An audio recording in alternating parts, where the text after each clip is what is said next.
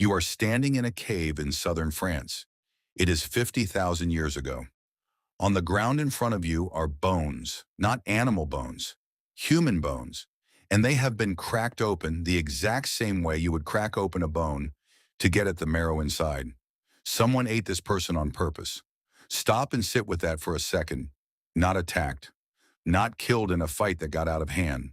Processed, deliberately, methodically, the same way a hunter processes a carcass after a kill. You want to look away from that image. Most people do. It sits somewhere below language, in the part of the brain that recoils before it can explain why. Because your first instinct is probably disgust, maybe horror. That is the correct instinct, and it is also the least interesting one. The interesting question is different. Why would anyone do this? And why, if you look closely enough, does it keep happening again and again in cultures that never spoke to each other, on continents that never touched? You were taught that cannibalism is the edge of humanity, the place civilization ends. But what if it is something else entirely? What if it is one of the oldest, most repeated human behaviors on record, and you were simply never told the real reason why? Let's start with the bones. In 1999, paleoanthropologist Alban Defleur examined remains at a site called Moula-Guercy in France. The bones belonged to Neanderthals, cut marks, percussion fractures, the same butchery pattern used on deer bones found in the same layer of rock. Defleur's team concluded the Neanderthals had been processed for meat, exactly like game. This was not an isolated incident. Similar evidence turned up at Neanderthal sites in Spain, at Krapina, in Croatia, at El Cedron, where researchers found the remains of an entire family group, adults and children, all butchered the same way, all in the same short window of time. Here's where your brain wants to jump straight to violence. A massacre, a war. But the anthropological picture is stranger and more complicated than that, because starvation leaves a signature. When a body is desperate for calories, it does not carefully extract marrow and organ tissue the way these bones show. It eats faster, messier, less selectively.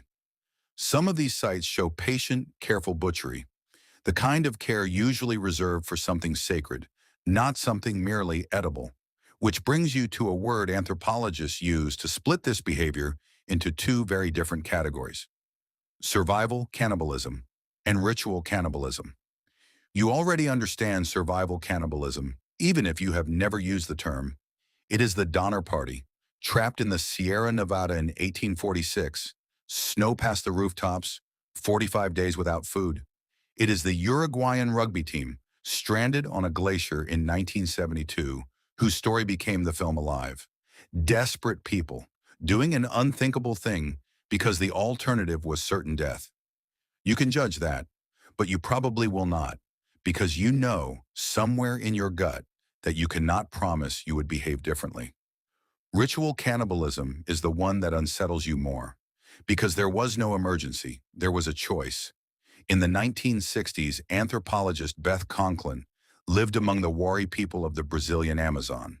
The Wari had, within living memory, practiced a form of cannibalism where the community consumed a small amount of a deceased relative's body as part of the funeral itself. Conklin expected to find horror when she asked about it. She found grief, mourning, love. The Wari explained it to her plainly. Burying a body in the cold ground was what seemed monstrous to them. Leaving someone you loved to rot alone in the dirt, untouched, forgotten by the earth and by everyone who knew them. Consuming a small part of the body, in a ritual surrounded by weeping relatives, was their way of saying the person was not abandoned. Their way of keeping them inside the community, one final time, instead of casting them out into the ground alone. Does that reframe anything for you? It should not erase the discomfort, but it should complicate it. Think about what your own culture does instead. You embalm bodies. You preserve them, sometimes for decades, behind glass or beneath marble. You visit graves and speak to headstones as though the person can still hear you.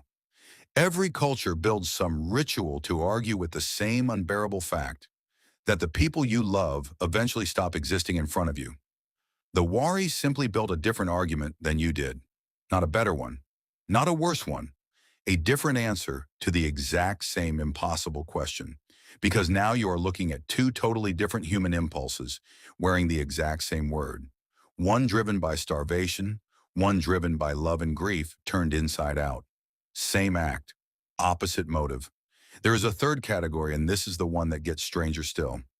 In the highlands of Papua New Guinea, the four people practiced a funerary rite where women and children consumed the brain tissue of deceased relatives, again as an act of mourning, again out of respect rather than hunger. But something started happening to the four in the 1950s. People began trembling, losing coordination, laughing uncontrollably at nothing. The disease was eventually named Kuru, from the foreword for trembling, and for years nobody understood it. Then a physician named Daniel Carleton Gajdusek, working alongside researcher Michael Alpers, traced the disease back to the funerary practice itself. The brain tissue carried a misfolded protein, a prion, the same category of pathogen behind mad cow disease. Eating the tissue of someone already infected passed the prion forward. Gajdusek won a Nobel Prize for the discovery in 1976. Sit with the layers of that for a moment. An act of love, literally rewriting the biology of the people practicing it. A ritual meant to keep the dead close, quietly encoding a disease into an entire community, one funeral at a time. The four stopped the practice once the cause was understood. Kuru cases slowly disappeared over the following decades, but cases were still being diagnosed as late as the 2000s, because the disease can incubate silently for over 50 years before a single symptom appears. 50 years. A single meal, echoing forward half a century, inside someone's own nervous system. Now here is the part most people never hear. Zoologist Bill Schutt, who wrote an entire book on the biology of cannibalism across the animal kingdom, points out something uncomfortable. Cannibalism is not rare in nature. It shows up in over 1,000 species: spiders, fish, even certain primates, our closest relatives, under specific ecological pressures. Schutt's argument is not that humans are uniquely monstrous. It is that humans are, biologically speaking, unremarkable in this particular respect. What makes human cannibalism different is not the act. It is the meaning we load on top of it. An animal that practices cannibalism is responding to scarcity or competition or opportunity. A human practicing it is almost always responding to something symbolic: grief, power, fear, respect, sometimes even love. So go back to that cave in France, 50,000 years ago. You cannot know from bones alone whether that Neanderthal was eaten out of starvation or war, or a funeral rite lost to time along with the words for it. The bones cannot tell you the meaning, only the act. And maybe that is the actual answer hiding underneath the horror. You were taught to see cannibalism as the collapse of everything human, but every documented case across every continent is actually a magnifying glass held up to something deeply specifically human. The lengths people will go to survive, the lengths people will go to grieve, the stories people will tell themselves to make an unbearable act bearable. The next time you flinch at the word cannibal, ask yourself what you are really flinching at, because it is rarely the meat. It is almost always the meaning.